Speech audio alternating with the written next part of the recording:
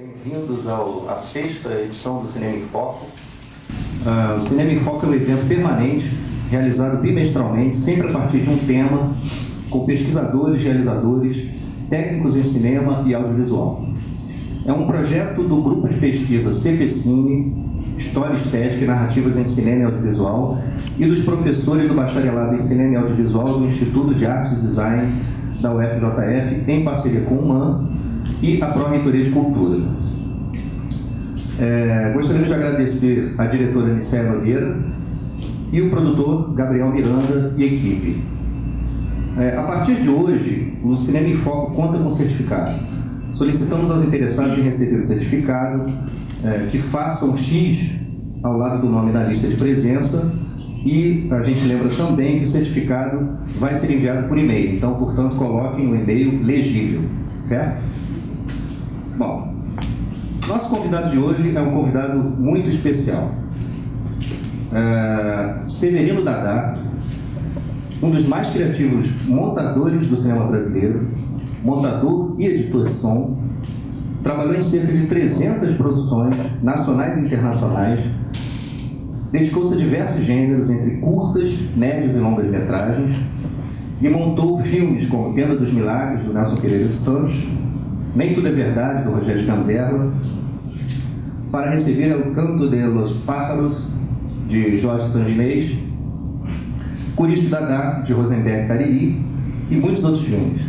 Além disso, ele dirigiu e editou documentários premiados, como Geraldo José, e Som Sem Barreira, em 2002, e Memórias da Glória, em 2005. Inclusive, hoje, dentro da palestra do Severino Dadá, a gente vai ter a oportunidade de assistir ao Geraldo José e Som Sem Barreiras. Então, chamo aqui para falar com vocês Severino Dadá.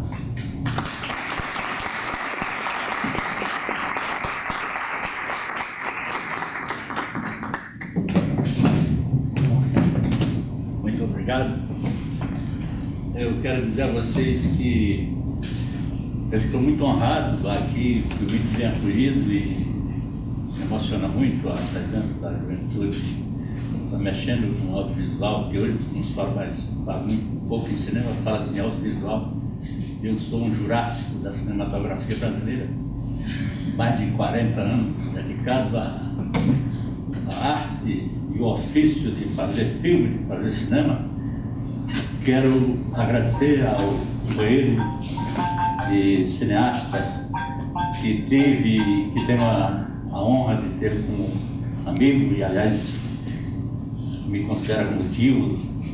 É uma coisa muito gratificante para mim, o Luiz Alberto, que me trouxe aqui para conversar com vocês, e dizer a vocês que estou de peito aberto, com a alma, como diz um amigo meu, com a alma lavada e enxaguada de emoções aqui com vocês, que isso é inspiração, porque eu estou aqui no espaço de um dos maiores poetas do Brasil, de todos os tempos do Brasil, que foi o Murilo Mendes, né? Um orgulho dessa terra acolhedora e maravilhosa que é Juiz de Fora. Então eu estou aqui à disposição de vocês para falar o que, se vocês quiserem perguntar alguma coisa, me pergunta, se não digo alguma coisa. Depois eu quero mostrar um filme que eu fiz aí sobre um técnico de cinema, um veterano técnico de cinema, uma pessoa que dedicou a vida, praticamente toda a vida dele, ao rádio, ao teatro, à televisão e principalmente ao cinema. Uma pessoa muito querida e dos ícones da sonorização fílmica no Brasil, chamado Geraldo José. Vamos fazer o seguinte, assim, uma coisa que eu acho que vai ser bacana é a gente bater um papo aqui sobre o tema que é a montagem do cinema brasileiro. E aí, Dadá, eu acho que eu começaria assim perguntando para você como é que você definiria isso. O que é montagem? O que é montar um filme? Né? Inicialmente você explicar para a gente o que é montar um filme, e aí a partir daí a gente conversa. Pronto. Montar um filme é o seguinte: hoje não se filma, hoje grava-se, né? Porque hoje nós estamos no processo do digital, essa coisa toda e tal. E não tem uma planificação como tinha na época da película. Tem muita gente, os verdadeiros profissionais, que planificam bem a sua filmagem e tal. Mas o negócio do digital, que acabou com a ditadura do negativo, né? O negativo importado requeria o quê? Negativo em 16 ou em 35 ali, ele requeria, além de ser película importada, depois de filmado, ia para o laboratório para tirar, para revelar, copiar, tirar cópia de trabalho, que a gente chama de copião. Ainda tem muita gente que mexe com o negativo, né? Principalmente os gringos e os europeus mexem muito com o negativo, só que os caras trabalham mais com o digital e depois ainda transformam em negativo, porque ainda tem muito cinema pelo mundo inteiro que faz projeção de película. Mas montar um filme era o seguinte, por exemplo, vamos supor o seguinte, vamos filmar em Juiz de Fora uma história baseada num conto do escritor mineiro tal e tal.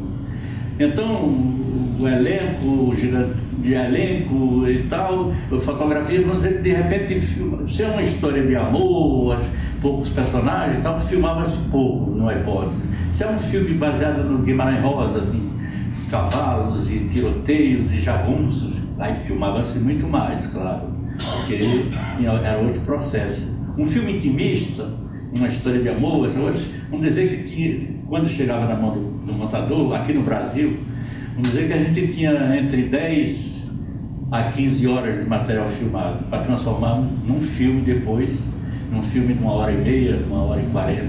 Se o tema segura, a gente ia até 1h40. Se o tema era meio chinfrim, você desculpe que eu não sou intelectual, nem sou teórico, eu sou um homem feito na prática, de repente eu cito até uns termos de gíria e tal, mas que todo mundo vai entender melhor, né? Então é o seguinte, aí vamos dizer, um filme baseado no Guimarães Rosa, por exemplo, um filme baseado no conto daquele Guimarães Rosa que teria cavalgadas e bandoleiros e jagunços e tiros e matanças, essa coisa toda, e se filmava-se muito mais. O filme desse porte, baseado em aventuras, essa coisa, teria, vamos dizer, mais ou menos entre 20 a 30 horas de material filmado. Eu trabalhei num filme, vou dizer para vocês uma coisa, eu trabalhei num filme chamado A Batalha dos Guararapes, de um diretor nascido em Minas, radicado no Rio de Janeiro, chamado Paulo Thiago. Eu não fui o montador principal, eu fui o segundo nesse filme, que tinha simplesmente 50 horas de material filmado para a gente transformar em 2h30, que foi o resultado da Batalha dos Guararapes. E, por sinal, foi um fracasso de bilheteria terrível, né? Um épico, daqueles chamados Batalha, não sei o que o diretor ele gritava mais do que os incêndios. Tá certo? Essa figura. E aí o negócio era o seguinte, por exemplo, essas 50 horas da Batalha dos Guararapes, que quase que os holandeses ganham a batalha, no filme dele, de tão ruim que era. Essas 50 horas era o seguinte, tinha 2 salas de montagem. Eu comandava uma sala de montagem, uma moviola, né? E o editor-chefe, de quem eu fui assistente tempos atrás, comandava o corte. Eu sincronizava o material, que tinha som direto, depois teve que dublar também, grande coisa, porque não dava para um filme desse porte, de muito grito, muita coisa, tinha que sincronizar, tinha que se dublar depois tudo, ou seja, ia para o estúdio para dublar os diálogos do filme. Justamente porque não dava para fazer som direto, porque o diretor inclusive gritava mais do que os figurantes em cena e tal, né? Eles tinham mania de megafone, uma coisa terrível, né? Então, esse filme nós levamos simplesmente, na época, eu me lembro, foi em 1978, levamos 8 meses para terminar a montagem do filme, e tinha 2 salas de montagem à disposição. Eu sincronizava essa parte de som guia, que era um som direto que se transformou em som guia. Som guia, eu vou explicar para vocês. Som guia era o seguinte: o ator reproduzia no estúdio, ouvindo o som guia, as mesmas inflexões, as mesmas emoções que ele deu na hora da filmagem. Está entendendo? Então ele ouvia aquele som guia e dublava em cima daquele som guia. Muitas vezes a voz, numa dublagem, a voz não era do ator, era de um dublador profissional. Ou seja, um cara especialista em dublagem e tal. Que às vezes o ator, na época da dublagem do filme, ele não estaria presente, porque ele estava fazendo outro filme, tinha viajado e tal. E aí contratava-se um profissional de dublagem, às vezes um ator, em lugar de dubladores muito manjados, principalmente aqueles que faziam muitas vozes enlatadas americanas, né, que passavam na televisão. Pô, não dava para você, por exemplo, você dublar o personagem de João Maurício de Nassau, que foi interpretado pelo meu grande amigo já falecido, Jardel Filho, com a voz do cara que fazia o Kojak, né? Teve que se esperar que o Jardel terminasse uma peça que ele estava fazendo em Pernambuco, né? Uma excursão de teatro, para botar a voz do Jardel. O cara que fazia o João Fernando Vieira, né? O Zé Vilde, também não dava para botar a voz do cara que fazia a voz de Popeye na televisão, não dava, não tinha, né? Um herói pernambucano com a voz do cara que fazia a voz do Popeye, a voz do Zorro, a voz, né, dos enlatados gringos que passaram na televisão e que ainda passa e tal, e eles dominam o mercado, porque nós, afinal de contas, vocês sabem que existe os sem teto, os sem terra, e nós brasileiros que fazemos cinema somos sem tela, né? Porque as telas são ocupadas pelo cinema gringo, essa coisa toda. Mas isso é outra história. Então a gente fazia o seguinte, dava o primeiro corte. O primeiro corte, eu me lembro que o primeiro corte da Batalha dos Guararapes chegou a umas 10 horas de material, né? O primeiro corte, para depois ir dar mais corte, até chegar a 2 horas e 40, se eu não me engano, 2 horas e 40, teve uma trabalheira danada. A essa altura dos acontecimentos, eu estava encarregado, eu sincronizava, e o velho argentino, de que eu fui assistente, né, ele era que cortava com o Paulo Thiago. Depois vem a edição do som. Quando chegou no corte definitivo da imagem, ou seja, a história contada com os diálogos, dublados e sincronizados os diálogos, os vozerios no fundo, aquela coisa toda, partiu-se para uma coisa chamada a finalização do filme, ou seja, preparar o filme para a mixagem. Na mixagem, a preparação significa o seguinte: eu comandei mais 2 equipes na época como editor-chefe de som. Era o quê? Relincho de cavalo, era correria, o vozerio dos índios de Felipe Camarão, que era interpretado pelo meu amigo Roberto Bonfim, que dava mais grito que o próprio Paulo Thiago, né? Os pernambucanos de João Maurício de Nassau e os holandeses aliás, os pernambucanos do João Fernando Vieira e os holandeses do Maurício Nassau, que era o Jardel. E, por sinal, quando a gente estava dublando o filme, ele botava o diretor para fora do estúdio e dizia: tem que ficar no radar, tem que ter paciência, sabe, e que lê lá, que vai me sincronizar depois direito. E você só me atrapalha, você fica cochichando o tempo inteiro e tal. Isso é outra história, são fofocas da cinematografia, né? Aliás, tem muito diretor de cinema que ainda hoje tem um horror quando diz assim: o Dadá está tomando umas e outras e está contando as tuas histórias, os caras falam das coisas, me telefonam também. Você continua me inventando no folclore cinematográfico, seu desgraçado. Não, rapaz, é porque você é tão bonzinho que realmente merece nunca ser lembrado, né? Mas é o seguinte, agora falando sério, direito, tecnicamente, eu vou dizer para vocês o seguinte: eu nunca fui também muito sério, eu gozei muito diretor e ainda hoje gosto, né? Aquela coisa de você vai pegando a mecânica e vê as besteiradas que o cara fala, os enquadramentos errados, aquele negócio de, isso aqui é a Eisenstein, homenagem que nada, rapaz, tudo com uma câmera invertida e não sabe cortar depois. Porque isso aqui é um prêmio Godardiano, fica daquela coisa, os caras, em lugar de se concentrar que são brasileiros, com erros e acertos, aí fica citando Godard, Truffaut, não sei o quê. Eu falava: não, porra, é o seguinte, o olhar direcional está errado, eu vou ter que inverter a tua imagem no laboratório. Como assim? Eu digo: não, porque se o cara está olhando, o personagem está olhando de um lado, quando corta para o outro personagem, no campo e contra-campo, ele está olhando invertido. Ele lugar, por exemplo, eu estou olhando para você, aí quando cortava de você para mim, no lugar que você está olhando para mim, eu estou olhando para você. Ele inverte o eixo. eixo e não sabe. E é uma coisa fundamental. Uma das coisas, as primeiras coisas que eu quero dizer para vocês que vão mexer com o cinema, que vão filmar, aprendam, pelo amor de Deus, uma coisa chamada o domínio da geometria fílmica de um set de filmagem. Saber que entra pela direita, sai pela esquerda, o olhar direcional é importante. Porque tinha gente que dizia assim, a primeira coisa que o cara pensa é que eu vou para o Festival de Cannes, que eu vou ganhar prêmio ali, que eu vou ganhar prêmio acolá. Porra, aprende primeiro para aquecer o negócio, filho da puta. Mexer depois com a coisa, porque se você domina a linguagem, você inverte eixo que o espectador não vai sentir, porque o espectador é massa, e massa engorda, né? Como dizia mais. Não é mesmo?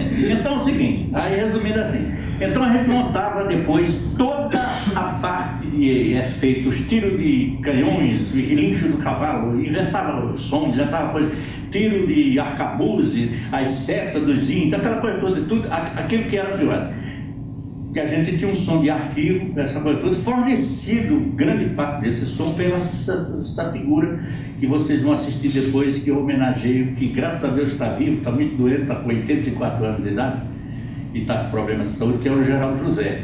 E depois ainda tinha uma coisa muito importante, que era o seguinte: depois que a gente preparava todas as pistas, interior, dia, exterior, dia, interior, noite, exterior, noite, tá entendendo? Essa coisa das pistas de som, ou seja, que isso ainda hoje se faz no cinema internacional, né?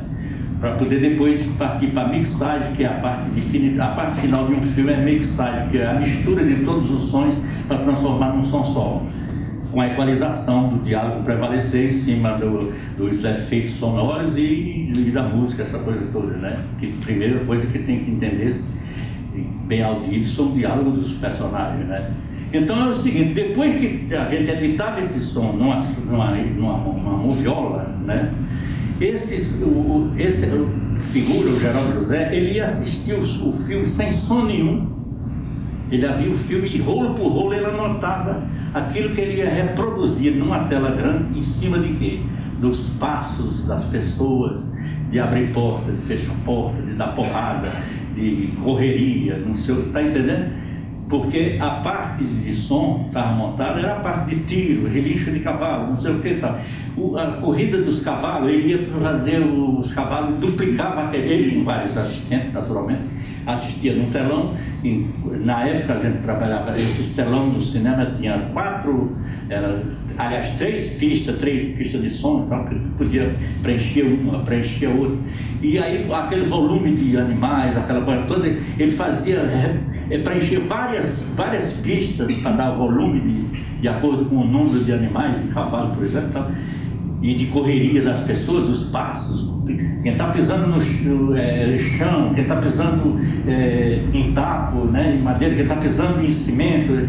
Tudo isso é um trabalho de um artesanato que ainda hoje e que continua sendo feito, e vai ser feito sempre na cinematografia. Depois de fazer tudo isso, Aí, antes disso, o maestro já tinha feito a música do filme, né? E essa música, o maestro, na época eu me lembro bem que eu estou citando esse filme porque ele foi um filme muito trabalhoso. Na época, o maestro que fez essa trilha sonora assistia o filme na moviola, que hoje se chama aí de edição, então assistia o filme comigo, que era, por exemplo, eu era o segundo. Aí ele assistia comigo, ele já tinha discutido com o diretor como é que ia fazer, e ele, às vezes, o Guerra Peixe era uma figura fantástica, grande maestro. Ele, às vezes, preferia até que o Paulo Thiago não tivesse presente, para poder ele pensar na coisa. E ele cronometrava, primeiro ele fazia uma vista com o diretor, e depois ele ia fazer vista comigo, ou com o velho Nelo, para ele cronometrar. Aqui vai entrar a música, aquele tema que ele fazia para o filme, ele que lembrava de repente, de acordo com as imagens, de acordo com a sequência, de repente aquele tema estava meio apressado, de repente mais lento, essa coisa de músico que eu sou muito de play e ouvir, né? Aliás, até para cantar o seu muito desafinado e tal, né? Mas ele era, o ouvido do maestro é uma coisa fabulosa. Quem mexe com música sabe que tem um ouvido diferente do leigo, Aí então o maestro fazia aquilo e tal. E, esse filme foi muita grana na época, era grana pra caramba e tal. E eu sei que depois ele grava com uma orquestra sinfônica, aquele negócio todo. aquela música, aquele negócio todo, que a gente passava da fita de um quarto, uma fita meio estreita assim, no estúdio de gravação, para uma fita magnética de 35mm, que era o filme rodado em 35. E essa fita magnética em 35mm, a gente ia para a moviola com o maestro junto e o diretor e sincronizava exatamente nos lugares que o maestro tinha discutido com o diretor. Esse era o trabalho, inclusive, que eu fazia. Depois eu fiz esse filme. Eu já era montador, já estava consagrado como montador, mas era um filme tão grande que o Nelo Melo fez questão de me escalar para ser o segundo dele, né, a Batalha do Guararapes. Então gravava transcrevia da fita de um quarto para a fita magnética de 35mm. Por que o 35mm? Porque a banda sonora gravada, transcrita para 35mm, dava mais, porque o som ficava no meio da fita, né, daquela fita, e ele tinha mais volume, mais peso. Os americanos continuam fazendo ainda hoje isso, na edição de som dos filmes, né? Eles continuam, a música sempre ainda continua sendo gravada num estúdio, muitos canais, e depois transcrita com a fita magnética de 35mm, que a gente tem um peso na coisa. Vocês veem um filme americano, por exemplo, hoje em Dolby Stereo 5.1, por exemplo, aí você sente isso. Na época, no Brasil, não se fazia Dolby. Nessa época, era ainda o cinema mono. E internacionalmente, já se trabalhava com estéreo, mas não era Dolby, né? O Dolby vem no começo dos anos, no final meados dos anos 80, que vai se espalhando o Dolby para o resto do mundo, tá? Que ainda hoje se paga taxa para usar o sistema Dolby por os americanos, os ingleses e tal. E aí, mas mesmo assim, o filme tinha um peso sonoro muito grande. E o peso sonoro do mono significava o seguinte: na tela onde era projetado o filme, geralmente tinha 3 grandes alto-falantes embaixo, que eram os alto-falantes onde corria o som. E tinha alto-falantes laterais, mas era pouco alto-falante lateral. Por que esses 3 alto-falantes embaixo? Porque os personagens que estavam na direita, o som era reproduzido num alto-falante da direita. E o personagem que falava na esquerda era o som do alto-falante da esquerda. E quando o alto-falante no meio, geralmente ficava o vozerio, essa coisa toda. Ou então, quando um personagem saía da direita para a esquerda, aí tinha a passagem de som de um lado para o outro, e vice-versa. Tá entendendo? Hoje, no Dolby não. O Dolby tem vários alto-falantes espalhados, tanto na direita, quanto lá no fundo, quanto aqui atrás da tela, essa coisa toda, porque principalmente um filme como esse, é para o espectador sentir-se dentro da ação, né? Tem os alto-falantes, continuam os alto-falantes embaixo, mas os alto-falantes também, os de baixo, espalham tanto para a direita quanto para a esquerda. E aí é que você vê, de repente, uma perseguição de automóvel, de tiroteio, dessa coisa toda. De repente o carro está saindo de lá, o carro dos bandidos, o carro da polícia vai correndo por AP, aí circula essa coisa toda. Um filme de selva, não sei o que, geralmente você sente os pássaros no canto, o pássaro do outro, o personagem que fala em off lá longe e tal. Que esse aperfeiçoamento que o 5.1 trouxe para o cinema internacional, né? O sistema Dolby.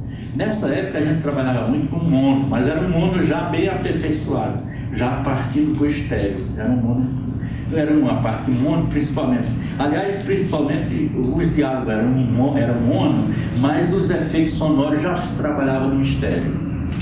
Aí quando fazia todas essas pistas, estavam prontas, todas essas pistas, tudo organizado, se partia para uma coisa chamada mixagem definitiva do filme, ou seja, jogar todos os sons para transformar num som só. Aí é que se partia para cópia, para tirar cópia no laboratório. Depois de mixado, aliás, é o seguinte: o filme foi cortado, todo cortado. Por exemplo, 50 horas que a gente cortou o filme, corta ali, corta lá na cena de batalha, de repente tinha plano que era o que? 3 fotogramas, 4 fotogramas, 5 fotogramas, 10 fotogramas. Para dizer a vocês sobre o fotograma, que hoje vocês chamam de frame no digital, o fotograma, ele tinha 4 perfurações. Ainda tem 4 perfurações, claro. Porque essas 4 perfurações era tanto na câmera, quando se colocava o chassi com o negativo virgem para filmar, o negativo ia em cima e essas 4 perfurações passaram pelos dentes Tem a ilustração aqui. E aliás eu trouxe até uma ilustraçãozinha aqui para você ter uma noção do negócio. O percurso de uma película na câmera de filmar e o percurso da película depois pronto no projetor nos cinemas, né? Aliás, o Luiz é mestre nessa Dá para mostrar um pouquinho isso aí? Olha, aí vocês estão vendo o percurso da câmera de filmar. Tá entendendo? Eu acho que dá para vocês ouvir minha voz aí. Não, Minha voz de barriga. leva esse microfone. Peraí. Perfeitamente. Olha só, um negócio assim. Então deixa eu ligar. Só tem que Tá vendo, Pedro? Deixa eu ligar aqui. A tecnologia com é fantástica. Vou movimentar aqui da esquerda para a direita e vocês vão ouvir bem. Olha aqui, o negócio é o seguinte. Por exemplo, o negativo virgem ficava na parte de cima. Essa rodando, a proporção rodava 24 quadros por segundo, ou seja, 24 frames, o equivalente a 24 quadros por segundo. Um segundo a câmera roda 24 quadros e vai fazendo aquela por exemplo, eu dou com o braço aqui, aí vou levantar para aqui. Quando vocês pegam um copião, assim, vai filmando. Isso aqui depois no projetor dava um movimento natural da ação, da locomoção do personagem, essa coisa, né? Então ficava ali em cima, ficava o negativo virgem. Esse negativo virgem passava por essa rodanda, descia aqui, e aqui ficava o obturador da câmera, vocês estão vendo? E jogava para filmar para o lado de lá. A proporção que ia filmando, aqui ficava o quadro que vai filmando, certo? E aqui, o que vai sendo filmado, vinha para o lado de cá, o chassi do lado para embaixo. O mesmo processo do projetor. No projetor, está em cima, o começo do filme está em cima, e a proporção que ele vai rodando, ele vai se enrolando na parte de baixo, certo? Aí depois que isso aqui estava filmado, ou seja, tinha sido exposto o negativo, o que é que acontecia? Tirava-se esse material filmado, botava-se num saco preto, tipo esse aqui, por exemplo, né? Fez bem vedado essa coisa toda, e isso ia para o laboratório, para ser revelado e tirado um copião que era uma cópia de trabalho. Por sinal, eu trouxe até um copião aqui para mostrar para vocês como é que era. A proporção que ele filmava, né? Depois de filmado, revelado, tirava-se um copião, que era uma cópia de trabalho. Vou passar para depois poder a gente ir para a Moviola montar o filme. Sempre que acontecia uma coisa muito interessante, porque você vai cortar, mas e como é que vai montar depois? É tudo certo no negativo. Acontece o seguinte, de 18 em 18 fotogramas, ou seja, na medida de um pé, que é a medida universal do cinema, o filme roda 24 quadros por segundo. Agora, o negativo virgem de 18 em 18 fotogramas tem uma numeração que vem da fábrica. Quando se tirava o copião para ir para a Moviola para montar o filme, o que é que acontecia? No copião vinha a impressão dessa numeração. 002391, 002392. Estou dando um exemplo para vocês, está entendendo? Aí depois é que a gente ia para uma Moviola, que era uma máquina dessa aqui, que a gente montava o filme. Por exemplo, aqui em cima, onde tem aquele que corria a imagem, primeiro a gente cortava ele, e aqui embaixo corria o som, que a gente marcava no start, o ponto de partida, para poder ir sincronizando o filme, e aí cortando o filme. E o que lá ficava o copião bruto na esquerda. A proporção que a luz vai puxando, aqui já ia entrando o que a gente ia cortando. Está entendendo? Ou seja, o bruto estava lá e aqui começava, ia ficando aqui o corte, o primeiro corte do filme. Numa máquina dessa, aliás, tinha máquinas dessas que tinha, em lugar de 6 pratos, tinha 8 pratos, por exemplo. Que a gente montava a pista A e a pista B, ia montando, fazendo pista, para depois fazer esse processo que eu disse para vocês, que é o processo da mixagem, que era juntar todos os sons num som só para tirar a cópia. E a montagem do negativo no laboratório, em cima dos cortes que foram feitos no copião, era justamente por causa dessa numeração que estava no negativo que vinha da fábrica, e quando tirava o copião, quando revelava no laboratório aquele material filmado hoje, por exemplo, filmou-se hoje 5 chassis. Um chassi tinha, na época, vamos dizer assim, o máximo do chassi era 4 minutos e meio de cada chassi. Esse chassi ia para o laboratório para revelar. Aí tirava-se o copião. A gente assistia no laboratório, no telão do laboratório, já via mudo, né? Já via o que tinha sido filmado. O montador, a experiência do montador, por exemplo, vendo no laboratório com o diretor o copião daquela roda, a gente já sentia, porque o montador aprende a... Montador, eu digo, não é invenção de montar, né? Aquela coisa de... Não sou montador, nada, tu é papo furado, né? Aí o que acontece? A gente já sentia, eu, por exemplo, a coisa de raciocinar através da imagem, a gente tá vendo ali no telão de porra, aquilo ali tá minha, houve um tremor de câmera, houve isso, aquilo, e o cara esqueceu o texto. Aí quando, de repente, a gente ia limpando o copião, limpando era já tirando aquela porcaria que não ia servir para nada. Né? E na época, os americanos, por exemplo, usavam como silêncio. O silêncio seria o seguinte: era uma fita sem som nenhum, que você ia colocando a fita magnética com som, e onde não tinha som você colocava aquele silêncio que ele passava na cabeça do leitor da viola, ele passava na cabeça do leitor de som e não acusava som. Que isso ia passar depois nas cabeças de som do estúdio de sonorização, do estúdio de mixagem, e que não acusava som. Então a gente chamava aquele de silêncio. Os gringos chamavam outro nome lá, que é negócio de My English no good, my heart very good, né? Entendeu? Aí, mas a gente chamava... E aqui no Brasil o negócio era bem precário, que a gente fazia o seguinte: uma limpeza como um filme desse, de tantas horas de material. Na primeira limpeza que a gente fazia, antes, aquilo que estava errado, câmera que errou, um cenário de papelão lá que caiu, o ator esqueceu o texto e ele já parou, os erros de filmagem, essa coisa toda, já limpava na primeira olhada. Aliás, quando a gente estava assistindo no copião lá no laboratório, já via, pô, isso aqui é tudo lixo, mas só que esse lixo a gente reciclava. Já na época já se reciclava. Como é que a gente reciclava? A gente juntava aquele material que não vai ser utilizado na imagem. Os americanos trabalhavam em 35, essa coisa de silêncio. E o Brasil, um negócio tão precário que a gente, um rolo de 35 a gente transformava em 2, ou seja, a gente inventava o 17,5. Ou seja, chegava um rolo de 35, a gente tinha um processo de cortar no meio. Só ilustrando, esse rolo que está passando de mão é um rolo de 35, só para vocês terem a referência. Tá entendendo? Então é o seguinte: a gente cortava no meio, muitos diretores diziam, aproveita, recupera, não sei o que, fazia umas emendas com durex especial, né, essa coisa toda, e cortava no meio, ou seja, a gente aproveitava até isso.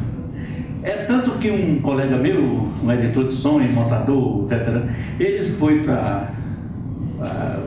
para Cuba, ele, o Carlos Della Riva e o Walter Goulart, figuras fantásticas e tal, que era para instalar na escola de Santo Antônio de Lobanha, no estúdio de Cuba e tal, o processo de dublagem para fazer banda internacional, aquela coisa toda. Na época, os russos mandavam cargas de material, de fita negativo, de fita de som, aquela coisa toda. E eles viram lá os cubanos, de repente estavam na viola sincronizando com fita de magnético 35mm. Aí o cara disse, pô, mas vocês aqui nada não tem. Não, que o russo manda, não sei o que. Depois a gente pega um rolo desse e transforma em 2. Aí os cubanos, como é que vocês transformam em 2? Corta no meio. Tem um processo de uma guilhotina e cortava no meio. Aí os cubanos, inclusive foi ótimo para os cubanos, porque eles não, depois os russos caíram fora, né? E tal, aí tinha um estoque fabuloso de magnético, né? Até hoje ainda usa, né? De vez em quando estão usando nas bandas internacionais. Aí a mixagem era justamente isso, era o processo de juntar todos os sons para transformar num som só. E aí, através da montagem do negativo, juntava-se com o som do ótico.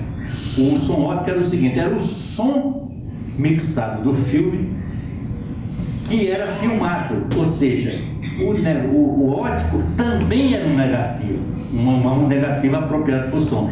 Isso era filmado, depois revelado, para poder juntar, após a montagem do negativo de imagem, juntava-se o negativo de som e saía a cópia do filme. Uma primeira cópia que geralmente nunca se jogou no cinema, a primeira cópia do filme. A primeira cópia da película, a primeira cópia do filme, geralmente é o diretor de fotografia, com os químicos do laboratório, estudava através dessa cópia, tirava, corrigia-se a luz do filme para tirar as cópias definitivas, ou seja, as cópias que iriam para o cinema depois comercializadas. Era esse o processo de montagem. Agora, para montar filme, o montador tinha que ter uma coisa muito séria, era a paciência, né? Eu sempre fui um cara meio estourado e tal, desde o tempo que eu era assistente disso, daquele e tal. Mas sim, eu tinha uns diretores que eu tinha paciência, mas também tinha uns diretores que eu dava coice pra cacete.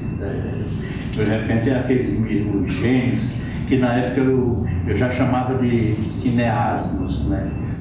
E eram realmente figuras que ainda continuam insistindo. Aliás, tem uma frase de um diretor de fotografia e diretor de cinema, uma figura muito querida, que eu tive o prazer de conhecer e conviveu com os últimos anos de vida dele, que foi o Mário Carneiro, meu grande mestre também, que ele dizia uma coisa assim, quando ele era um cara, um gênero, um cara educadíssimo, né? E ele dizia assim, aí falava, e o fulano, diretor, fulano de tal, não vou citar nome não, porque tem muitos que estão vivos, ainda estão na ativa. Ah, o fulano, entre ele e o cinema existe uma incompatibilidade amorosa que é terrível. Tem mais elegância do que isso, né? Quer dizer, pô, o cinema detesta esse pústula, meu Deus do céu, né? Pronto, agora você tá mais que eu tô aqui. Não, a gente tem um trechinho também que a gente vai passar, mas antes de um trecho que é bem ilustrativo que a gente vai passar, o que eu achei curioso do que você está falando quer dizer, o trabalho do montador englobava imagem e som. Exatamente. Né? Isso difere muito de hoje, que a coisa é muito setorizada, né? Hoje muita gente engana uma coisa chamada sound design, tem que ser em inglês essas coisas todas. A picaretagem é muito grande, desenhos de som, não sei o quê. Porra, o cara de desenho de som é você criar o som, o que a gente fazia, que eu discutia muito, porque eu via muito cinema, via muito mestres, os grandes mestres. E olha que na época que eu comecei como assistente de montagem, não existia o videocassete. Hoje, qualquer garoto, você pode montar uma puta de uma filmoteca em casa, copiando, baixando na internet os clássicos do cinema, essa coisa toda, e passando armazenando em HD, né? E tirando cópia em DVD, essa coisa toda. Na minha época não tinha nada disso. Eu via muito filme na Cinemateca do Mãe, via filme que já tinha paixão pelo cinema desde pequeno, quando vi a imagem de movimento pela primeira vez, essa coisa toda, né? E aí tinha isso, e depois o som eu ficava observando muito o negócio do som, muita coisa eu aprendi, fui tentando fazer, e tinha uns diretores que topavam, que viajavam, pô, o Dadá é maluco, mas ele tem umas ideias geniais, não sei o que e tal, vamos viajar na maluquice do Pau de Arara aí e tal. E viajava e dava certo e tal. Às vezes a imagem era muito fuleira, muito fraca e tal. Eu dizia, vamos calibrar o som dessa porra, bicho. O negócio aqui tá. Não sei o que, mas eu digo, olha, eu vim resetar o som, transformar o som como personagem. E hoje tem muita gente que engana na cinematografia o sound design, não sei o que, desenho de som. Que o desenho de som desses babaca é sincronizar a porta que abre, a porta que fecha, um carro que passa, buzina de carro, tiro que sai, o som do tiro. Pô, eu acho o seguinte, desenho de som é transformar o som como um personagem. Isso, o primeiro grande impacto da minha vida, assim, eu já vi muito som, sentia essa coisa, mas o grande impacto dessa coisa do som foi vendo um filme do Kurosawa, que esse filme marcou a minha. Eu digo, é isso que eu vou tentar fazer, né? Eu era um simples assistente de montagem ainda, mas já sincronizava e tal, porque tinha uns diretores quando eu aprendi a mecânica do sincronismo, eu ficava muitos filmes ficava sincronizando, e às vezes era coisa complicada, que os caras diziam, E eu dava um jeito, eu tinha paciência, tinha saco, né, novo e tal. Aí ia, cortava no fôlego do personagem, assim, numa pequena pausa e puxava, ver se estava atrasado. Atrasado, porque eu digo o seguinte, às vezes o cara abria a boca na dublagem, ele foi dublado, ele abria a boca e o som não estava acompanhando. Eu tinha que puxar o som, 4 fotogramas, 3 fotogramas. E eu tinha a minha intuição, o negócio era tão grande, assim, dessa parte, que eu dizia, está atrasado 4 fotogramas. Aí puxava 4 frames e dava certo na movimentação labial do personagem, do ator. Aí os caras diziam assim, pô, chama o Dadá, chama o Pernambuco aí para ele sincronizar um filme, não sei o que e tal. E esses filmes, muitas vezes filmes que eu não montei. E o cara disse, tu quer que bote o nome na tela? Não sei o que. Eu disse, não, se botar o nome na tela, a grana é tanto. Não, então me adianta logo aqui metade, porque a outra metade eu quero depois que eu terminar. Aí os caras, o Dadá Leilado. E eu lia nada, porra nenhuma, mas eu ficava calado, deixava que a lenda, aquela coisa de João Fonseca, se você não sabe fazer o negócio, vale a lenda. Mas não foi ele, né? E os caras diziam, o Dadá Leilado. Aí eu tirava uma onda, eu disse, eu sempre vejo os estudos, tem uns professores lá que são meus amigos, que eu tinha que bater, o negócio eu tinha que segurar a grana daqueles otários, né? Porque em caso de vagabundo, falando, não pega emprego, né? Aí tinha essa jogada, né? E sincronizava bem. É tanto que quando o Collor foge tudo do negócio da cinematografia, aquele negócio todo, eu que segurei muita grana, eu fiz muito o seguinte, lá na Delarte, tinha pouco trabalho. Tinha pouco filme em produção, mas eu me segurava com comercial, publicidade, o cara dizia, ele é chato, ele ressaca, enche o saco, eu dava expor em diretor, mas ele é competente, não sei o que. Delarte, estúdio de som. Na Delarte era o seguinte, as versões vi os filmes de longa-metragem, de desenho animado, Aladdin, A Pequena Sereia, naquela época, assim, Aladdin, A Pequena Sereia, né? Tinha outro lá, os Flintstones, não sei o que, a versão de longa-metragem e tal, que vinha para dublar em português, para o mercado dublar em português. Só que os americanos tinham um controle tão grande que era o seguinte, eles só mandavam os diálogos, eles não mandavam a música, porque isso, depois de dublado em português, voltaram para os Estados Unidos para eles remixarem a versão que vinha para o Brasil, tá entendendo? Eles não mandavam música, não mandavam nada. Depois é que começaram a fazer a versão que cantava em português, como hoje tem muito e tal. Aí, vinha em 35mm, o diálogo vinha em 35mm. Primeiro eu trabalhei muito com o Disney na época, e o De La Riva era o representante do Disney, dos desenhos de longa-metragem. Ainda hoje o estúdio, ele remixa e dubla a versão em português dos longa-metragens da Disney e tal. E aí aí tinha um cara que traduzia, né, e adaptava o diálogo em português justamente para o movimento labial dos bonecos, tal. E eu era chamado, como eu tinha uma fama de sincronizador, aquela coisa, não tinha trabalho de montar filme, porque o Collor tinha acabado com a distribuição da Embrafilme, tinha acabado com... eu faturava horrores, só montando o som da dublagem da versão em português, porque aí o cara dublava aquela coisa, tinha umas pausas, eu cortava na pausa e juntava, eu fazia pista, banda A e B, depois o De La Riva fazia uma mixagem daquilo para não sentir o corte, né? No próprio, por exemplo, às vezes uma pequena fala, tinha que deixar tudo certinho e mandava para os gringos eles mixarem lá a versão em português para depois vir para o Brasil. Ainda tem muitos filmes desses, hoje já tem DVD e tal, Blu-ray, esse negócio. Explica só o que é montagem A e B. A montagem A e B era o seguinte, por exemplo, você fazia um filme de longa-metragem em 16mm. 16mm vocês estão vendo um copião em 35, 16 era metade disso, o copião em 35, aquela tripinha assim, uma fita 16, né? Aí esse filme era para ser ampliado para 35mm, então montava-se o negativo, depois de cortar o filme, montava-se o negativo. Depois é que veio, os japoneses mandaram o Super 16, né? A Fuji manda o negativo em Super 16, que acaba com o predomínio da Kodak e da Eastman Kodak na época, porque o Super 16 já ampliava direto para o 35. Mas a montagem A e B era o seguinte, a A e B era assim, aqui está correndo uma imagem, e aqui, paralelo à imagem, acrescentaram-se uma ponta branca. Quando, no corte de uma imagem para outra, a imagem que está, a continuidade dessa imagem aqui, vinha para o lado de cá. Aí, para o lado de cá, vinha a ponta branca. Aí revezava. Imagem e ponta branca, imagem e tal. Para depois, no laboratório, fazer a ampliação para 35 mm, do 16 para 35 mm. E tinha às vezes o filme, inclusive tinha uma coisa assim, o fotógrafo que está fazendo 16 e vai ser ampliado, ele tinha um processo, ele trabalhava com um tipo de luz, por exemplo, assim, que na ampliação não tinha grão, ficava como se tivesse realmente sido filmado em 35. Principalmente os grandes fotógrafos, os grandes iluminadores. Então essa era a montagem A e B. Por que montagem A e B? Porque se vai ser ampliado, no corte de uma imagem para outra, não dava pulo, não sentia na tela pulo.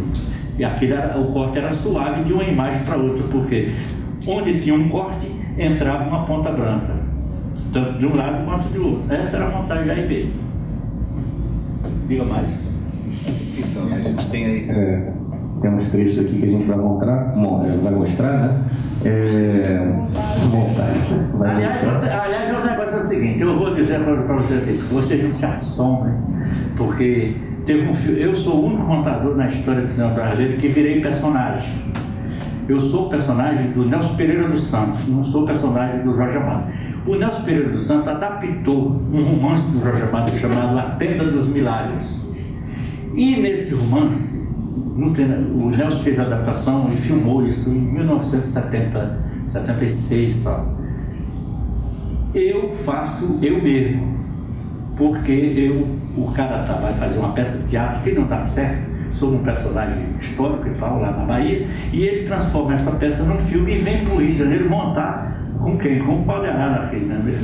Aí eu sou o negócio de invenção do Nelson, que tanto que saiu no Cahiers de Cinema, em francês, quando eu li francês, o Nelson, quando teve lá para França, trouxe o negócio do caderno e tal, as críticas, e fala do Severino Landau, o contador que vira personagem, que eu faço eu mesmo. Aí eu trouxe uma cópia restaurada da Tenda, que o filme foi restaurado agora, e abre, depois dos retreiros iniciais do filme, abre uma sequência, tem 6 sequências desse filme, eu montando o filme do filme, juntamente com o Cavana, que fazia o papel do diretor. Aliás, você não está surpreso porque vão me ver há 77, 30 anos atrás, que não tinha essa barriga, tinha mais cabelo e tal. Era chamada do gato magro, né? Hoje nem ideal eu dou mais, né? Sou um senhor septuagenário que continua maluco, fazendo aquilo que gosta, e vou morrer fazendo o que gosto, graças a Deus. E o legal é que essa sequência vocês podem ver a moviola em funcionamento. Nessa sequência tem a moviola, exatamente. Então, abre uma moviola. Depois passa o filme, o documentário sobre o Geraldo José. Muito obrigado pela atenção. Quem gosta de mim não paga nada. Estamos aqui amando e querendo bem. A juiz de fora.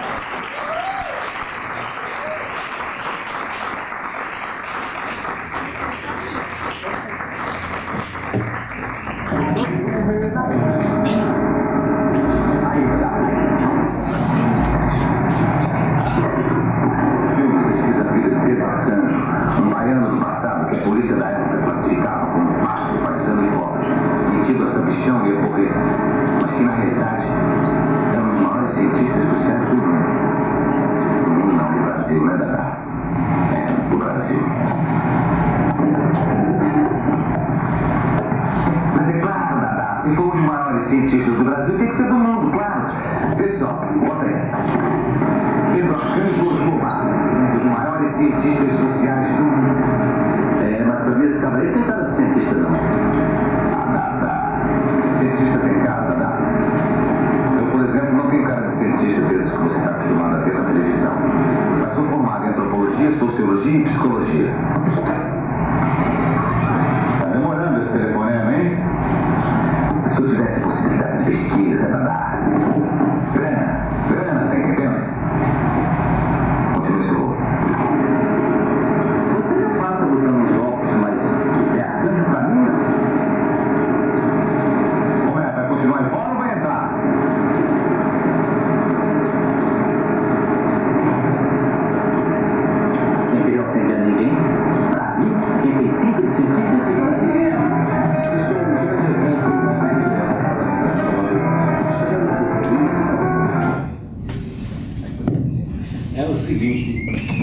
nas 7 sequências desse filme, que eu apareço sempre montando o filme do filme, com o Cavanda, já deu para sentir na abertura que eu gosto dele o tempo inteiro.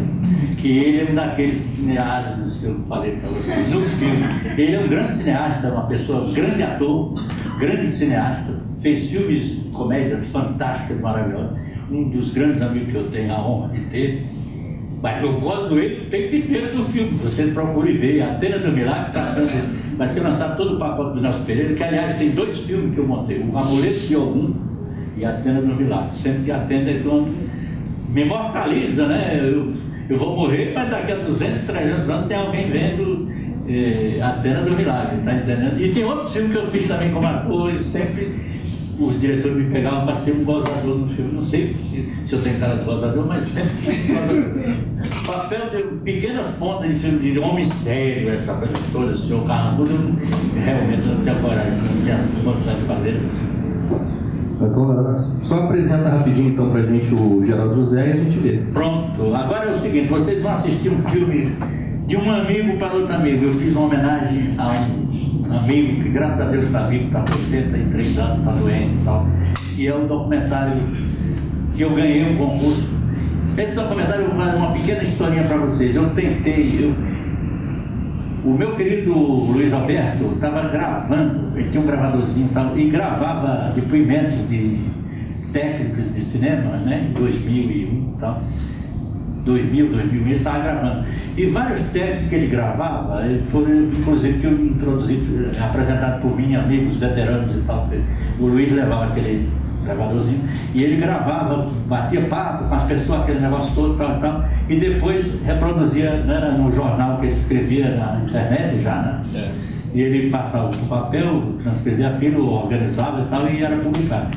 Que o Luiz estava organizando uma memória de velhos técnicos, velhos profissionais de cinema. Chegou a gravar uns 6 a 7, foi por aí.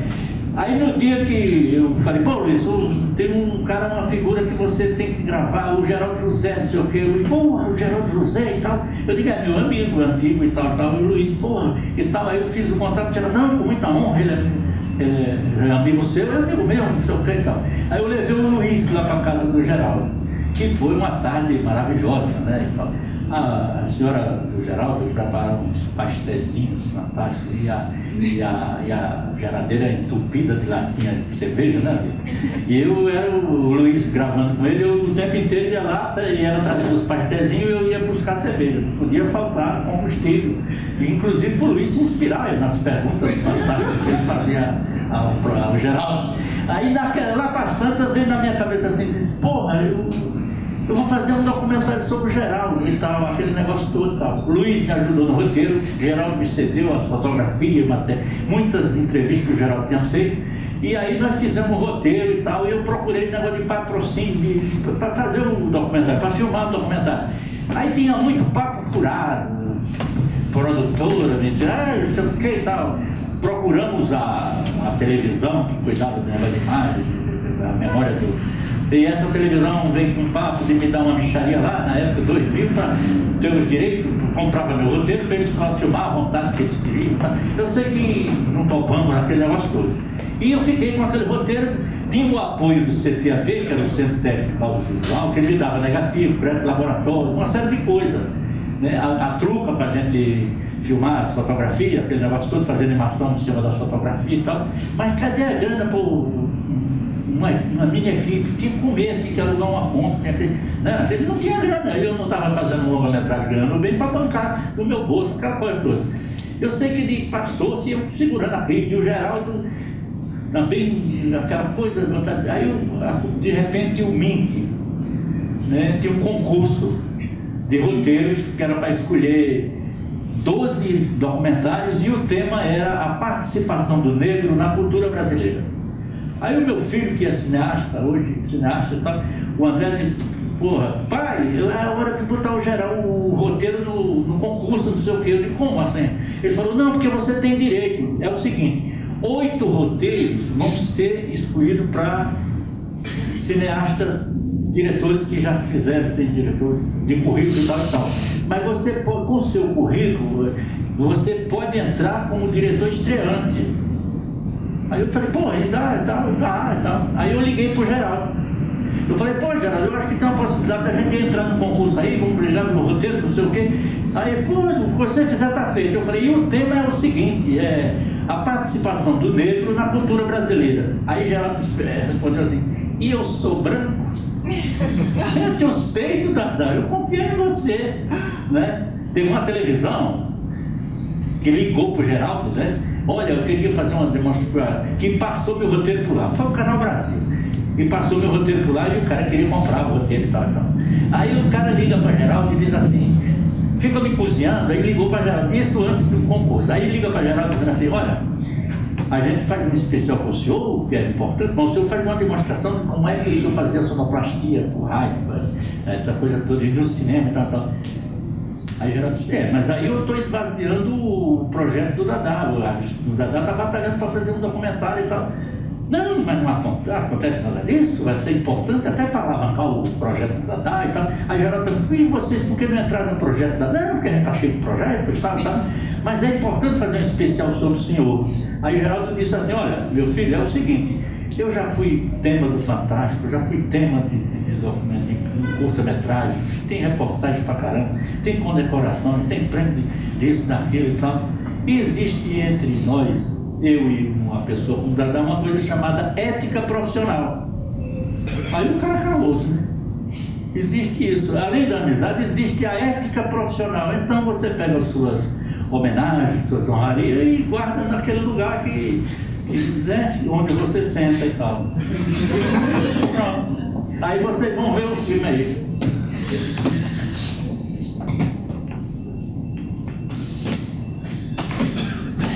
Falei muito, hein? Você desculpe muita besteira que eu disse.